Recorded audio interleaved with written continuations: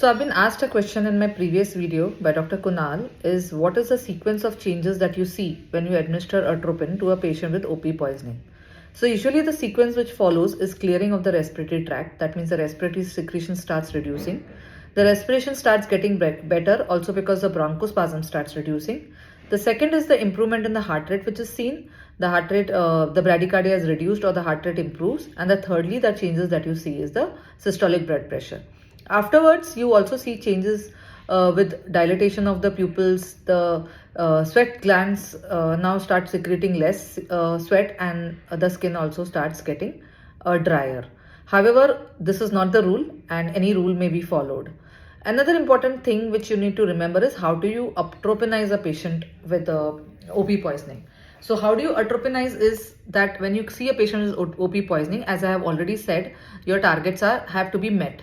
So when a patient comes to you, you have to give a bolus dose of 1 to 3 milligrams of atropine. Watch this patient for 3 to 5 minutes and see if your targets have been met. If not, the second dose of atropine will be double of what you gave previously. So if I give 3 milligrams, my target is not met. My next dose is going to be 6 milligrams. And if my target is still not met, my next dose is going to be 12 milligrams in 3 to 5 minutes. So I have to wait for 3 to 5 minutes before I go to the next step or doubling of the dose.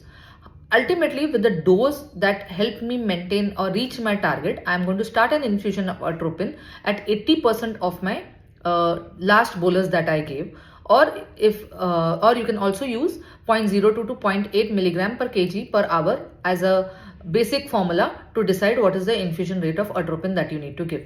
You need to maintain your targets, and only after you have stability will you start decreasing.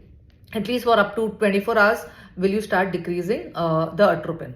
In the first 24 hours, usually you should not decrease the atropine because often these lipid soluble OP poisons are going to get dissolved or deposited in the fat, and they start going into recirculation soon. So you have to be very cautious before you start reducing atropine, and the reduction should be very slow every 4 hours or so, and a very close watch on seeing whether your OP effects are coming back. Okay. So any questions? Let me know.